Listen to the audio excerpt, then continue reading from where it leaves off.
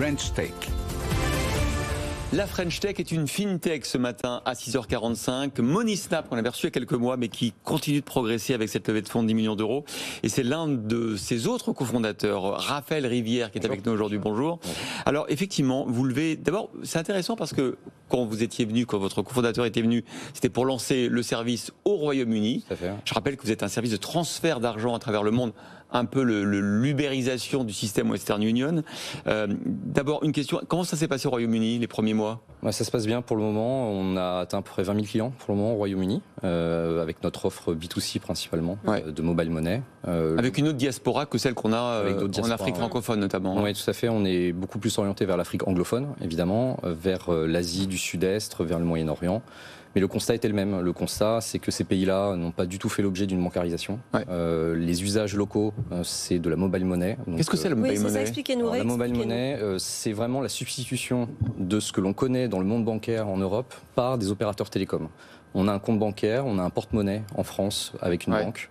En Afrique, en Asie, on l'a avec notre opérateur télécom, soit via une carte SIM, soit via une application qui est connectée à Internet, ce qui n'est pas la majorité dans ces... Et on peut transférer de l'argent par... On se l'envoie entre opérateurs, on se l'envoie d'opérateurs vers des guichets de retrait de cash aussi. Donc c'est vraiment une substitut au compte bancaire. Un concept qu'on connaît pas du tout ici. Et on consomme avec ça. Et donc ça rend la proposition de valeur historique du transfert d'argent, qui est de déposer du cash dans une agence pour le retirer dans une autre agence à l'autre bout du monde, ça rend cette proposition de valeur obsolète, puisque aujourd'hui on envoie de façon instantanée sur des cartes SIM, sur des comptes de mobile money, et c'est utilisé pour consommer sur n'importe quel type de moyen, que ce soit en ligne ou en magasin, dans la plupart des pays. Il faut quand même rappeler que le transfert d'argent de ce type vers les pays émergents, ça représente des sommes absolument astronomiques. C'est colossal, c'est plusieurs centaines de milliards d'euros par an. 10% du PIB des pays émergents. Oui, minimum, oui. Si on enlève l'Afrique du Sud, si on enlève le Maghreb, c'est plutôt entre 12 et 15%. Et certains pays, c'est beaucoup plus. C'est beaucoup plus que l'aide publique au développement. Et c'est aussi de l'argent qui va directement dans la poche de la personne qui va pouvoir le consommer.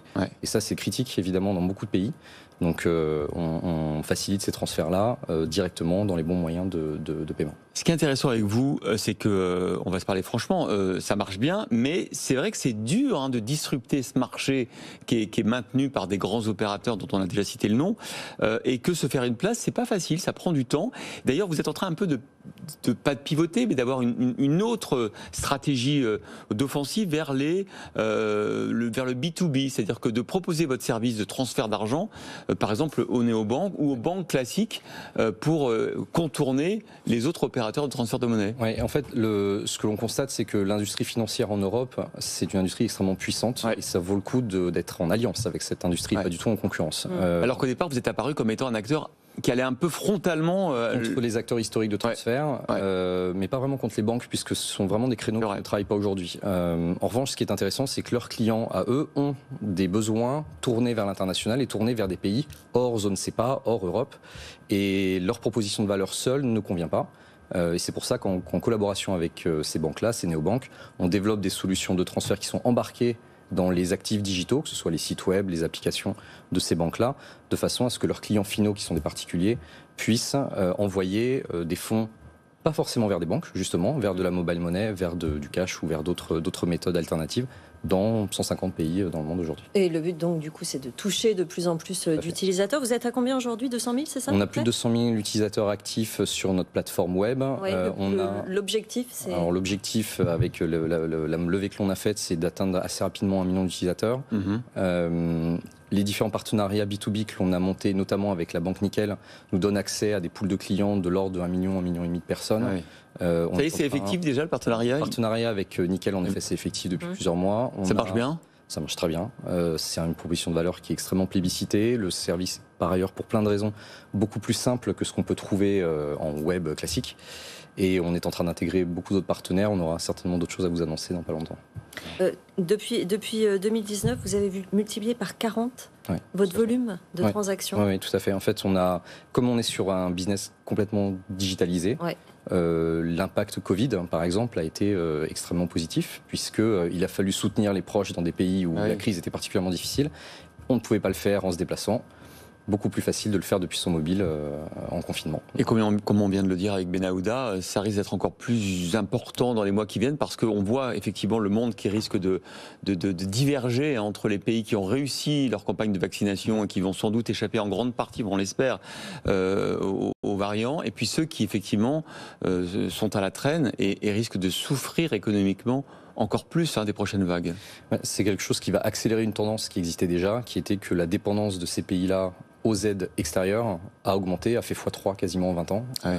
Et donc ça ne va ne faire qu'exacerber ça. Et évidemment, le soutien financier depuis les pays développés vers les pays émergents est particulièrement critique. Les diasporas y contribuent évidemment beaucoup. Il y a beaucoup d'autres personnes qui y contribuent, mais tout ce qui permet de faciliter l'acheminement de ces fonds-là à l'international, de les rendre les plus instantanés possibles en les dématérialisant, évidemment c'est critique dans des moments comme ça. Donc on l'a dit, vous allez vous étendre grâce à ces partenariats, grâce à votre offre B2B, mais est-ce que vous ciblez déjà d'autres pays? Vous avez d'autres pays dans le viseur? Alors, parmi les raisons de cette levée de fonds, on a évidemment un enjeu d'internationalisation. On a ouvert le Royaume-Uni assez récemment, on avait ouvert l'Espagne également avant. On vise d'ouvrir le Portugal, l'Italie et l'Allemagne comme pays on va dire, d'émission. D'émission, bien sûr. Parce qu'aujourd'hui, on couvre à peu près 150 pays de destination. Donc, on ne peut pas grossir beaucoup plus dans ce côté-là, mais ça fait partie des enjeux des 18 prochains mois. Tout à fait. Comment se comporte l'environnement concurrentiel? Est-ce que vous avez amené une baisse des prix? Parce que vous êtes beaucoup moins cher en termes de commission qu'évidemment les acteurs traditionnels. Alors, est-ce qu'ils se sont un petit peu alignés? Et puis, est-ce que vous avez des concurrents? Alors, il y a une tendance globale à la baisse des prix demandée par la Banque mondiale. Donc, de toute façon, on va dans cette direction, y compris l'industrie traditionnelle. Ouais. On a la force que l'on a, c'est de ne pas avoir de réseau, ni de dépôt, ni de retrait. Bien sûr. Donc, on n'a pas de coût fixe et on peut avoir des frais beaucoup plus bas. Donc ça, c'est un premier point. Le deuxième point, au niveau de la concurrence traditionnelle, Western Union, MoneyGram, capitalise sur son actif qui est le réseau. Très compliqué pour eux de se déporter facilement vers l'argent, vers la mobile money. On a des concurrents pure players, anglo-saxons pour la plupart. L'Europe continentale étant extrêmement limitée dans son environnement concurrentiel. On a été les premiers à monter ça. Il y a quelques initiatives sporadiques en Europe, mais pour le moment, on est les seuls.